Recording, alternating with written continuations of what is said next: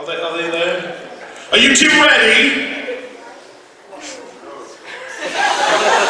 Have they gone to sleep?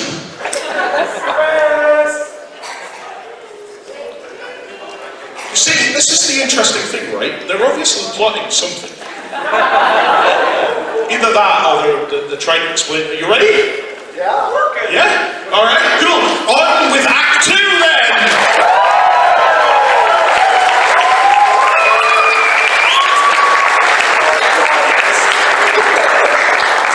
You start off for it.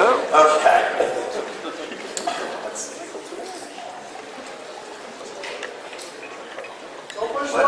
I know, right? I'm afraid. No, we've checked the running orders. This should be okay now. That is my fault, you know. They've asked me to check the running order beforehand.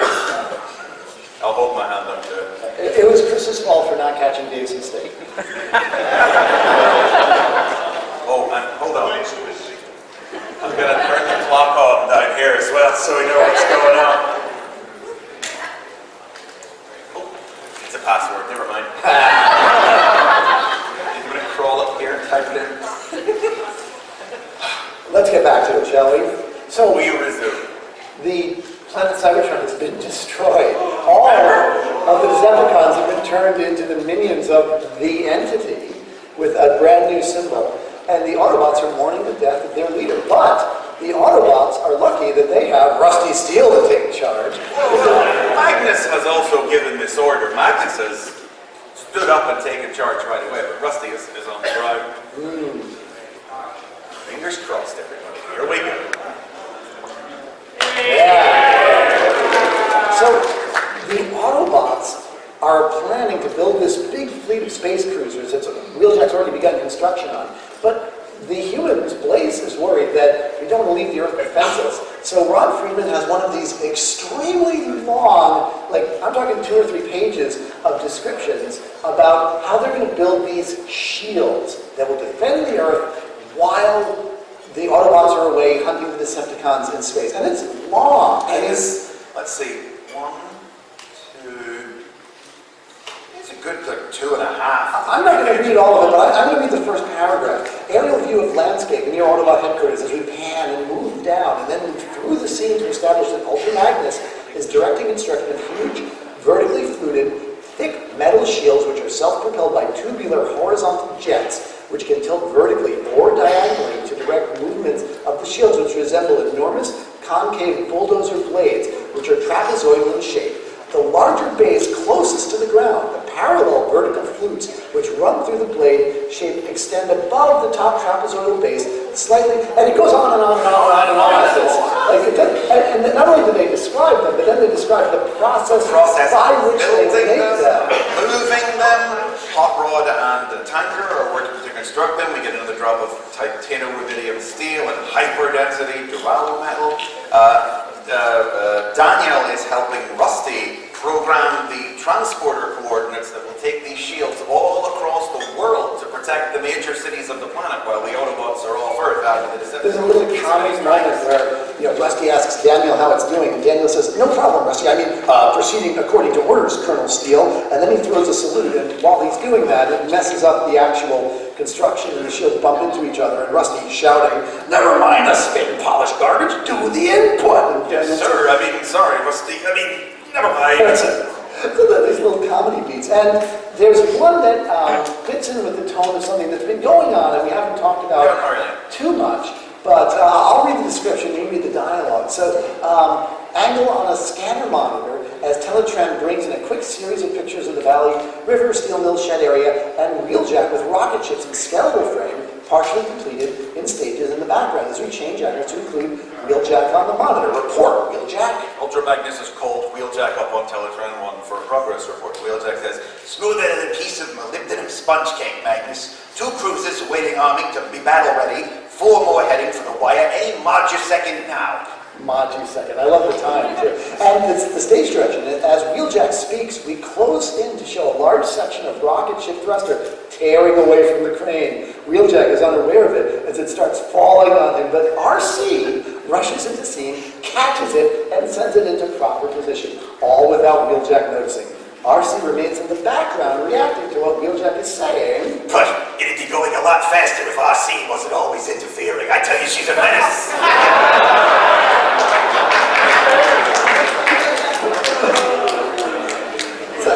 So there's a lot of sort of things like that going on. Walter Magnus, the pacemaker, says, you're both doing a terrific job. Fight about it after you're finished. But it doesn't take long before Galvatron and the hordes of scaly, entity-enhanced Decepticons arrive on the scene. Yes, Teletron 1 says, alert, alert, unidentified force arriving from space quadrant Zeta, which is where Cybertron is. Yeah, that doesn't make sense. There's no space at Zeta. That's where Cybertron is. And Teletron 1 says, Cybertron no longer exists. Autobots battle stations to repel incoming forces. Teletron 1 gives a quick rundown similar to Decepticons, but different in molecular compositions. Capabilities have been enhanced by a factor of 20, 30, 40, 50. A beep cuts off the voice, the sound of number crunching. The voice resumes. Capability increase beyond computation. But if they're not Decepticons, why do they resemble them? What are they? And can that be Megatron? The Decepticons launched their attack, and initially the shields hold against their laser fire. But what's it Rusty say? Come on, Titano Rubidium, hold that line! Prowl is here, he says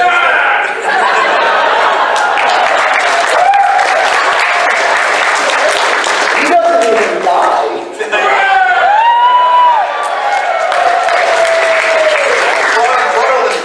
Have kind of a thing, because they're military guys, so they confab. But Prowl says to Blaze they can't penetrate the shields, but then Galvatron says.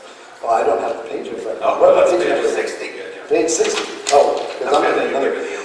Then Galvatron says, no power in the universe can withstand the might of the entity. Throws head back, roars, and holds his arms up like an Old Testament prophet.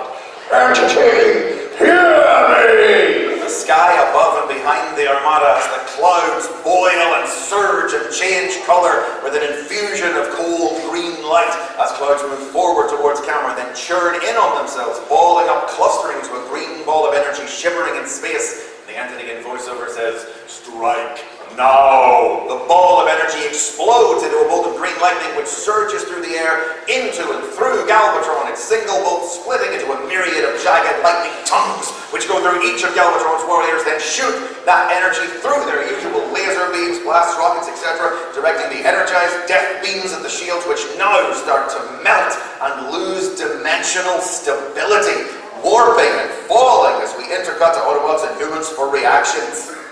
And after 3 pages setting up the shields, that's it. Never mentioned again. That's it. And the shields get destroyed and the Autobots have to retreat. They have to abandon their mountain because they are being overwhelmed by the Decepticons. And structurally, the way this would fit in with the final version of the film, it's when Autobot City is getting overrun, and they go to the ships to try to go to Cybertron. But in this version, the ships are being constructed elsewhere. And the Decepticons hit the construction site as well. General Blaze calls in Wheeljack, where are those battle cruisers? In ruins. We'll be lucky to salvage one retro rocket assembly. Another angle to show a Constructicon, say Bone Crusher, in humanoid mode, make a rush behind the unknowing Wheeljack. But RC flies down into the picture behind Wheeljack, clobbering Bone Crusher with her feet, then hip tosses him into the air and blasts him with her sidearm, causing debris to float down and plunk on Wheeljack's head as he's speaking to the camera and General Blaze. And you Can't you see I'm trying to report? And this is also the same page on the script in which Starscream gets his ass kicked the second time.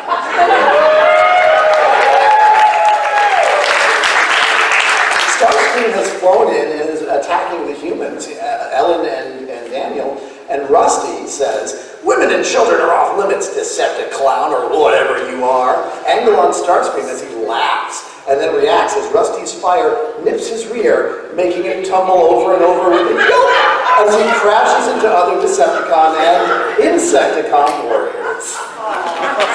That's good. Schmuckiness, he is the schmuck of this film.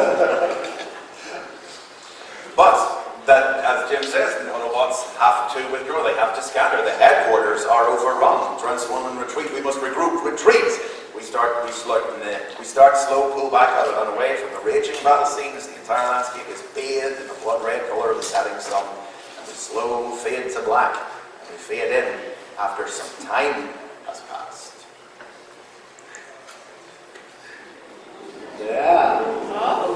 An empty mountain roadway, heavily forested, a beat of stillness and darkness, and then an ominous hissing sound, and the sweep of searchlights. A special Decepticon sweep party moves into the scene and through it, headlights on silent, softly hissing black vehicles accompanying a detachment of black-clad Gestapo-like Decepticons.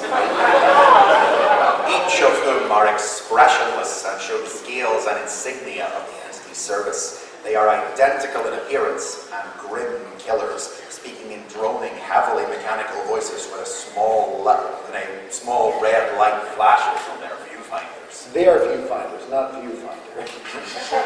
The first Decepticon Gestapo man says, Autobot presence detected. Destroy!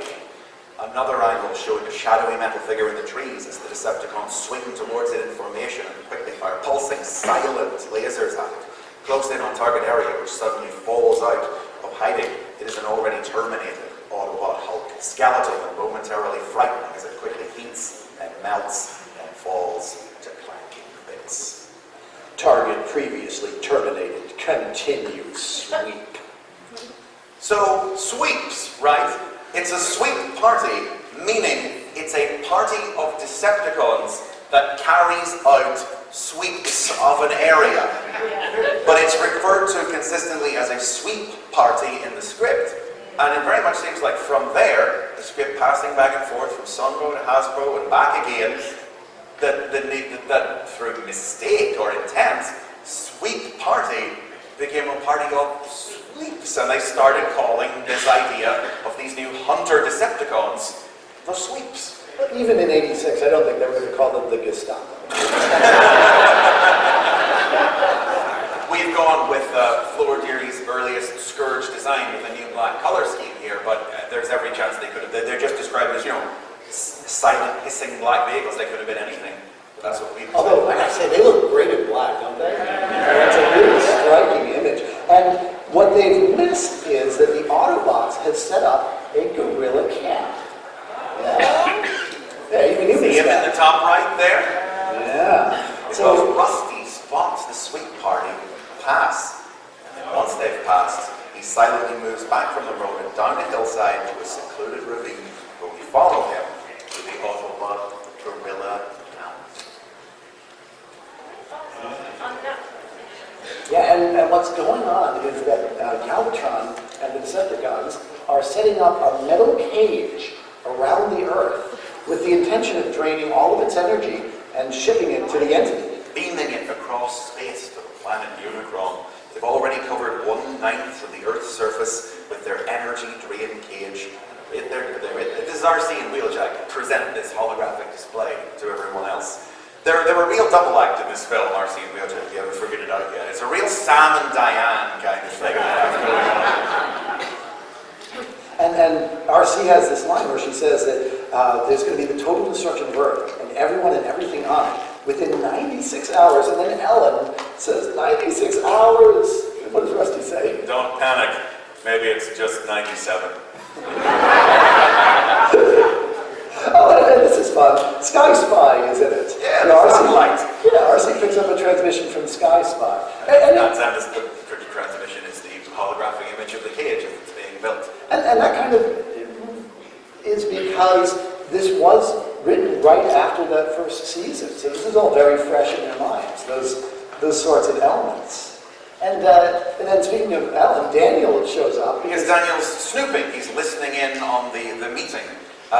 Although this bit doesn't make any sense to me. Does it make sense to you, Jim? I kind of think what's going on is that Daniel is snooping. Teletron 1 says, oh, we've detected an intruder. And everybody gets nervous. And they've already kind of foreshadowed that the sweep party has picked up that they might have missed something and is starting to double back. And then Teletron 1 picks up something, but what he's picked up is Daniel. So the Autobots are all on alert, and then Then Rusty picks up a faint signal on a device. Okay, fine. But then Daniel says, you were warned about the Decepticons because I didn't do what I was told. Yeah, because Daniel? Because he snuck in and alerted everybody. So everybody's on high alert because Daniel. But the Teletran one was what was Daniel's role in that? Because it was Teletran one picking up Daniel that got everybody alerted. They were just on alert anyway. No, they were just chilling. They're chilling in the Gorilla Cap as the Earth has got 96, possibly 97 hours left to it. So. Well, whatever his role in it may be, the Autobots had a plan in place while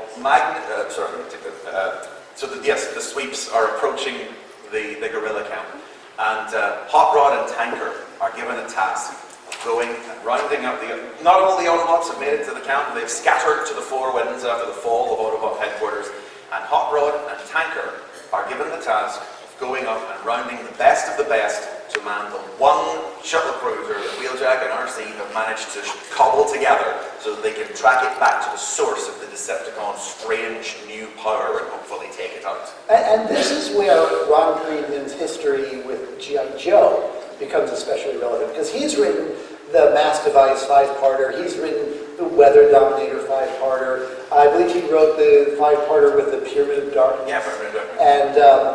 And, he's used to this 5-act, we're presenting it as 3 acts, but there's not actually specific act breaks. And this one kind of follows that G.I. Joe 5-act structure where you get to the middle bit, and the heroes kind of spin their wheels going to exotic locations before we get to the real. Is that a fair characterization? Yes, I mean, in the finished film, what we have delineated here as the whole second act and our third, maybe halfway through of the history. Well, we're on page 70 out of 220, and this act runs to page 133. So there's about 80 pages that we have sort of designated Act 2. But in the finished film, the events that happen cover about 7 minutes. Yeah, this is from when they launch, from everything from shuttle. Decepticons to Earth to then let's go for it. Yeah. That's it. But so the sweeps, as we'll call them, attack the base, and to get away, so the humans are ushered away and they escape via a raft down a nearby river, while the Autobots stage a holding action. And then... So this is one of those characters that Ron Friedman has pulled from his forehead, like Athena being born. This guy is called Chemico. He's called Chemico, but the way Friedman describes him in the script is angle on an Autobot, call him Chemico, who looks like a walking laboratory, has clear glass tubes and interlacing glass piping in his torso, starts bubbling, cooking, and then spewing out a coiling, expanding smoke screen, which fills the scene, obliterating the oncoming Decepticons and muffling the area in silence. Isn't that awesome? And that's all we're going to see. That's it, and he never appears again. But we love him so much that we have this beautiful illustration. That's Chris Carter's work. Yeah.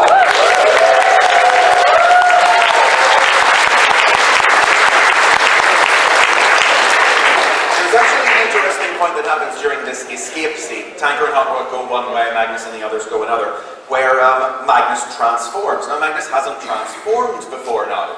And this is very illustrative of the way Friedman, it seems like, was making this up as he goes along. Because, first Decepticon Gestapo Man reacts as Ultra Magnus bears down on him in vehicular mode, which may be a harvester with thresher blades, or a gasoline truck with huge battering ram type bumpers. He's just throwing out possible suggestions for what an alternate mode might be. And what I love about that bit in particular is he's clearly given it absolutely no thought before that moment, when he's realised what's the coolest vehicle to run someone over with.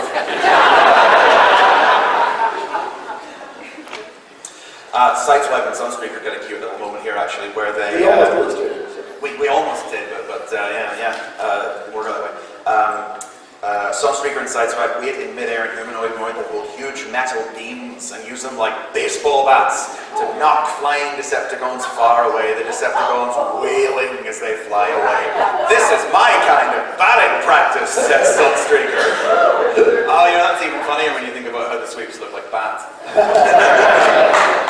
Think of that till right now. I'm sure that was not intentional. Not in the slightest. But it works really well. And after the humans get away on the raft, Tanker and Hot Rod go off on their mission. And they start sort of driving interminably through the desert until they get attacked by Insecticons. And Well, the Insecticons don't come till after they've spotted Springer. yeah. We're sort of reintroduced to Springer in this moment, who is just kicking can. He's like 10 Decepticons on his trail, and in a big, elaborate action sequence that puts the biggest focus of any piece of Transformers media ever on his jumping powers. Pounces on him, he clobbers him, he beats him, he jumps on him, and Starscream is there, so guess what happens?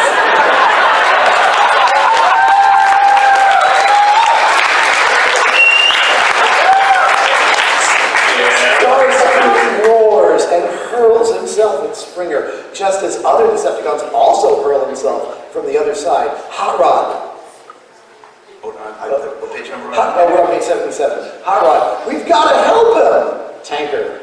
Just watch, Rod. On Springer as he reaches up with one hand and catches Starscream in midair, and reaches out with the other hand and catches other Decepticon in midair, and with a mighty swelling of his chest, bashes them together into one another, so the leg of one goes through the body of another, and Starscream's arm pierces through upper thigh of the other Decepticon. It's not just that he conks their heads together, he literally impales one on the other. They struggle to undo the knot Springer's put in them. Springer then looks off, sees a battered Decepticon rising to fire rockets at him, and he hurls the entwined Decepticon twosome at him, battering the third Decepticon feet first into the sand and wrapping the other two around him as Starscream struggles to unfasten himself, furiously shouting, I'll boil you in your own electron fuel for this! Come back! Unknot me!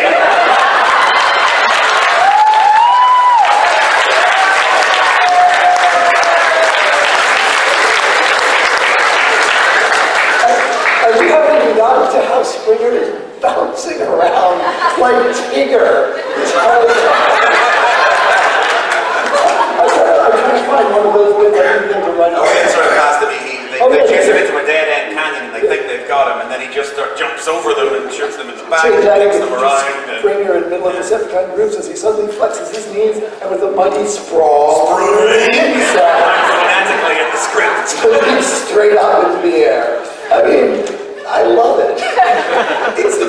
What does Springer have left in the finished film as a showcase scene? Is when he fights Rektar, you know? Yeah, or fires. This is so much cooler. Pushes a missile launcher. It's a bit dumber, but it's so much cooler. It's really dumb. But that's when Tanker and Hot Rod arrive and explain that they need him for a mission. But they need more, and Springer has an idea where they might find more warriors to join them. Yeah, he knows some tough guys, doesn't he? That's right. Starscream alerts, he radios them to alert them. What's that one line? Starscream gets him on the radio. He's like, his arm's through the other guy, so he reaches that one guy's communicator because he can't reach his own. And he calls Galvatron. And Mission, page 79. On mission? What mission? He's asking what mission the Autobots are on. how was I supposed to find out? I had enough trouble extricating myself so I could call you. Then pray, continue freeing the rest of you. Communication ended. But I'm interlocked with lesser mechanisms.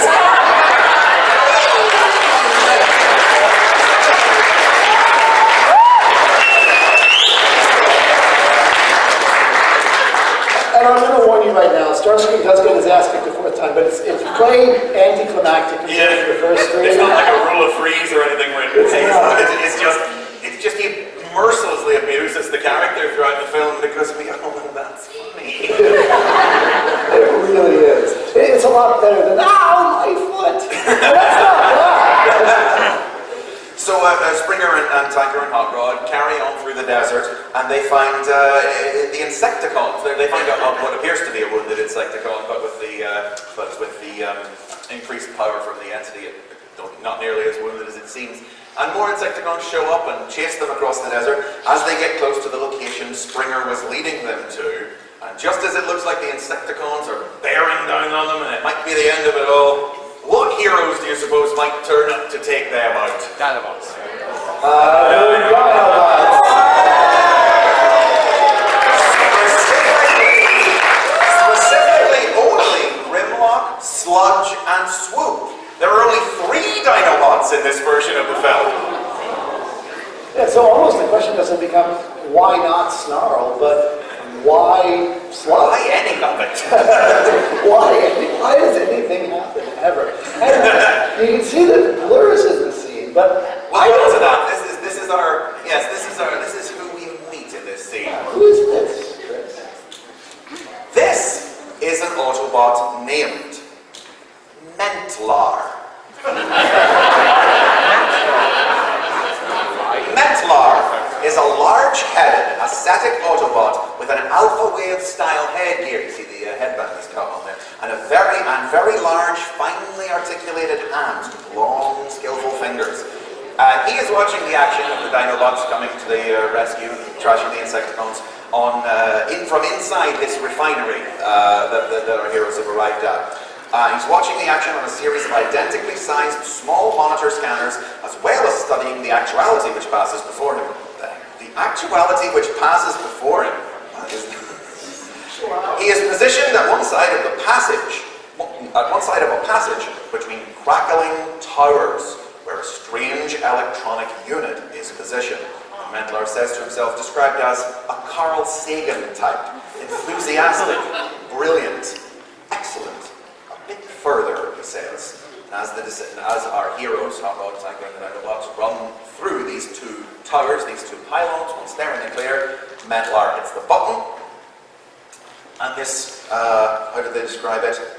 The unit lights up and sends a chicken wire pattern of energy beams dancing back to Mentlar's unit by the other tower, thus creating a finish line net through which the pursuing Decepticons all pass. As they go through that net, the entity's scales and all that extra power are all stripped off them. And this makes the Insecticons weak enough for the Dinobots to defeat. And it's at this moment when I was first reading the script that I said, oh, this is going to be really important. And it's not. It's never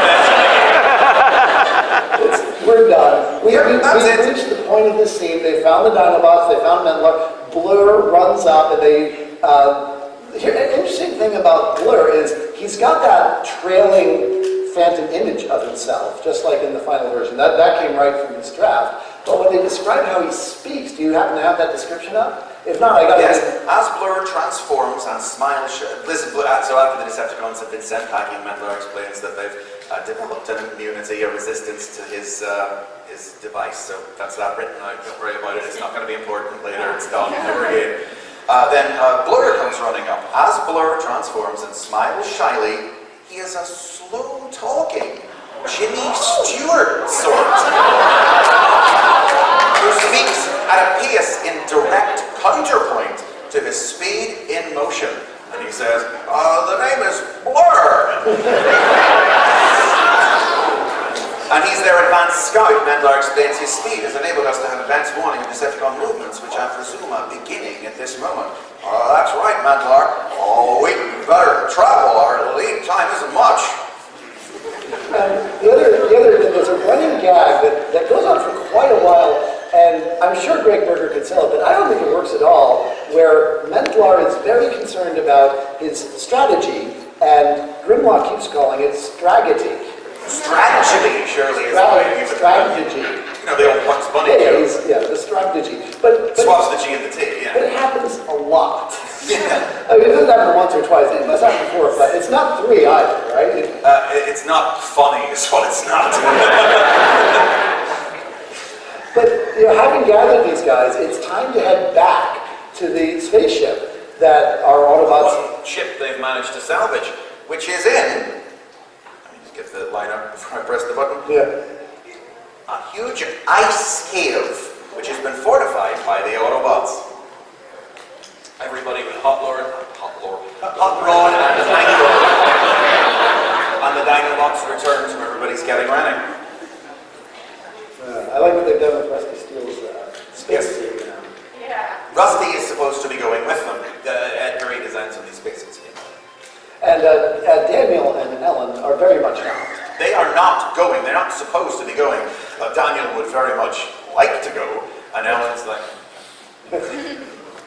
but this is the bit where everything goes. So we're going. Oh, yes. Yes, go for a minute over here. Okay. Well, what am I doing? What page am I on? 94. I'm on page 94. Okay. So. No, I'm really not sure what you're wanting from me. Well, so Daniel runs up to say goodbye to Rusty, and he reaches into his pocket and gives to Rusty. Yes, I forgot because this is...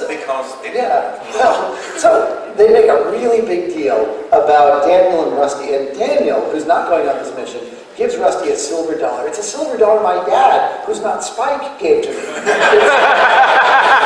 I'm ad-libbing a bit. It's supposed to be a sort of good luck charm, and he flips it to Rusty.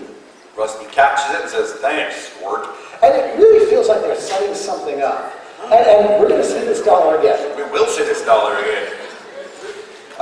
Grimlock's causing trouble. So there's only one ship, and you remember, of course, in the Finnish film that they take two ships. So you might think everybody's going in the same ship. No, Magnus, Mantlar, Blur, and Springer, and Rusty are going in the ship. And Hot Rod Tanker and the Dinobots just fly along beside it. You may well ask why they need the ship then. Yeah, and there's a lot of that. We're going to see that with the Decepticons too, because remember, they flew all the way from Earth to Cybertron, and yet they will have a ship at some point. Yeah, not very yet. soon, in fact. Quite soon. But the Decepticons have detected the large party of Autobots that they've gathered in one place, and they launch just before they launch their attack. There's another Wheeljack and RC moment. Page 93 on that one. No, 93, yeah. Wheeljack says, "Keep those stabilizers horizontal. Horizontal! Except for retro exhausts, Wheeljack. They require vertical clearance. Except for retro... Do you mind? Do you mind?" And then the stage direction is that he's realized he's listening to her.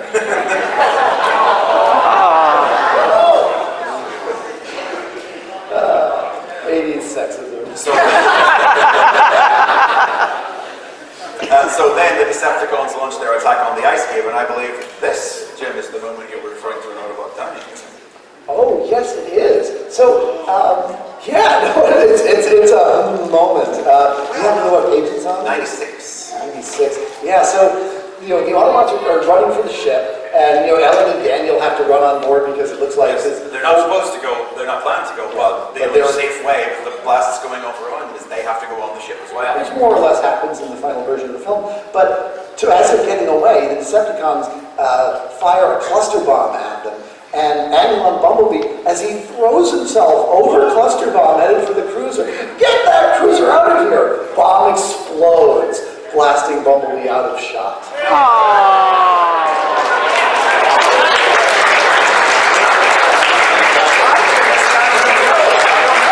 would argue that's not necessarily a death, because Friedman would probably gruesomely stipulate exactly what happened to him if it was supposed to be a death. It just says it blows him out of shot. Possibly, but my interpretation is he's dying because look at the next line. Reaction shot, Ultra Magnus and cruiser control deck. Ultra Magnus, Bumblebee! A beat.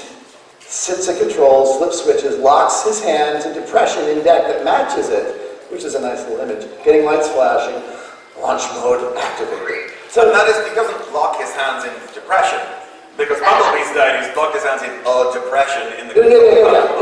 Just so that's clear for everybody. Yeah, no, it's like it's a handshake. Yeah, it links up to the control board of the computer. It's possible that wasn't intended to kill, but it sure feels like it. And it's the only main 84 I mean, I had the same immediate reaction, but then it was the fact that the shot. But also, he's not in the movie anymore. No. Good point.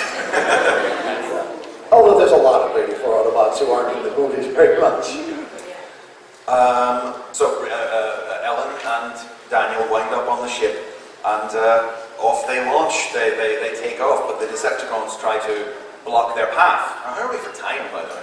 How are we for time? I don't It pay is attention at all. 8:40. What time are we supposed to get out? That's about now, I think.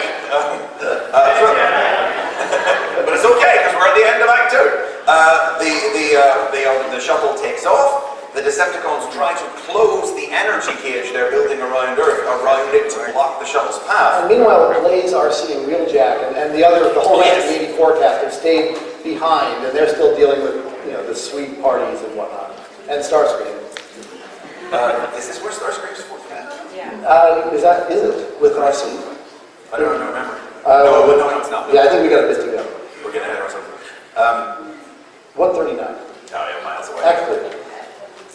And they managed to jet through the gap in the goodbye, doing a barrel roll. Hey, Menlar's idea to do the barrel roll.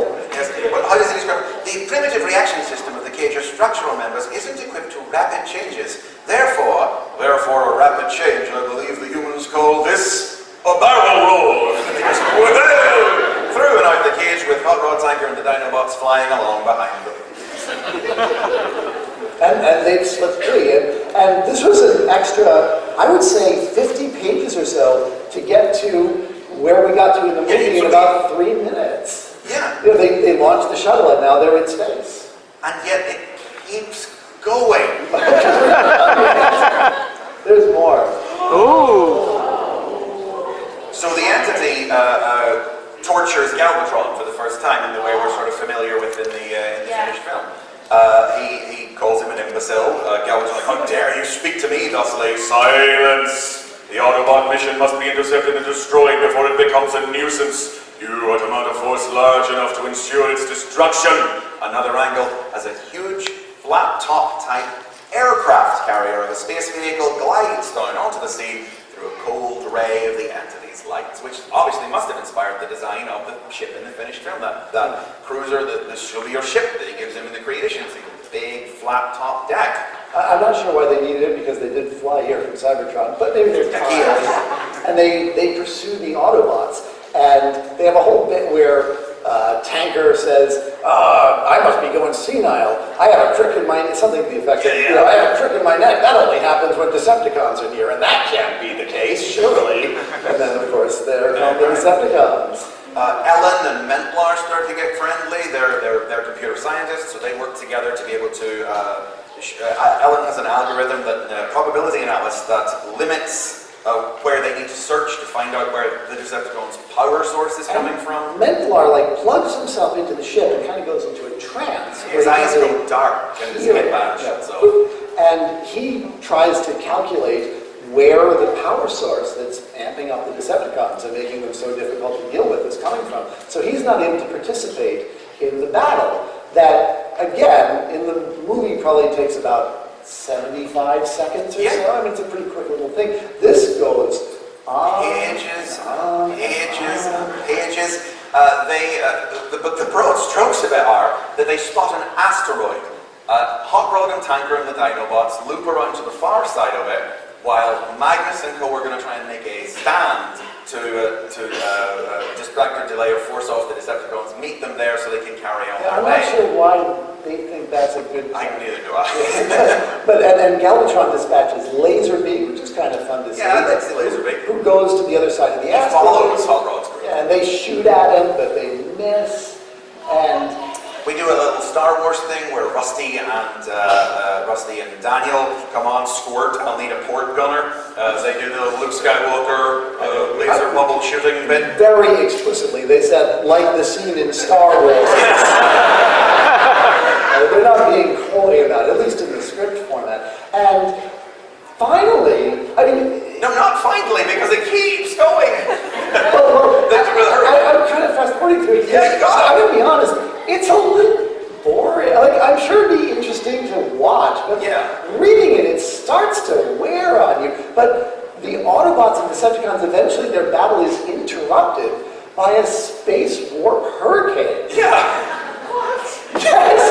And it's apropos of nothing. It's not because they've upset the equilibrium of space or anything. It's just, and a hurricane comes. But Mentlar's plan is to blind the Decepticons with flares. So the Decepticons are briefly blinded. It seems like Magnus' ship has got away to meet with Hot Rod and Couple on the this asteroid. Yeah, But Laserbeak has followed them and so is able to tell the Decepticons they're there. The Decepticons follow them to the asteroid, which is described as a horrible, unstable geological mess. And then, wouldn't you know it, a galactic warp hurricane happens that threatens to split the asteroid in two. As happens, you know. And then, broadly speaking, the hurricane destroys the Decepticon ship, so that's it, that's over, that's done, that's one thing and it never mentioned again. Causes this massive explosion. Springer shields the humans, while in the background, did you spot them? A tanker on one of the Dinobots are hurled off into space. But the Decepticons are buried in the wreckage of their exploding ship, and that gives the Autobots enough time to get away. And Galvatron digs himself out, looks around and goes, "Go Autobots, we killed them."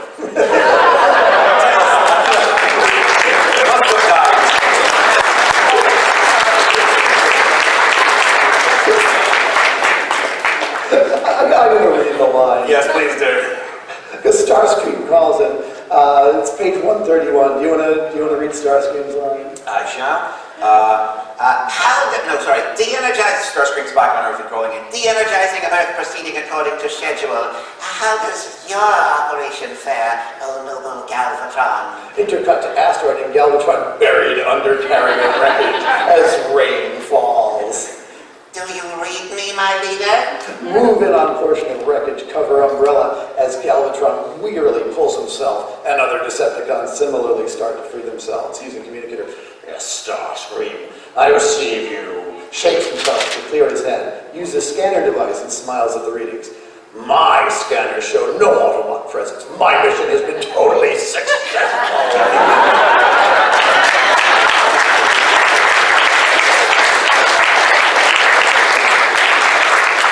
And then he heads back to Earth, because he's done, he's won. I shall eradicate the last of the human Autobot weaklings. My day of ascendancy is at hand, and I shall soon hold dominion over all. He laughs maniacally as we end Act 2.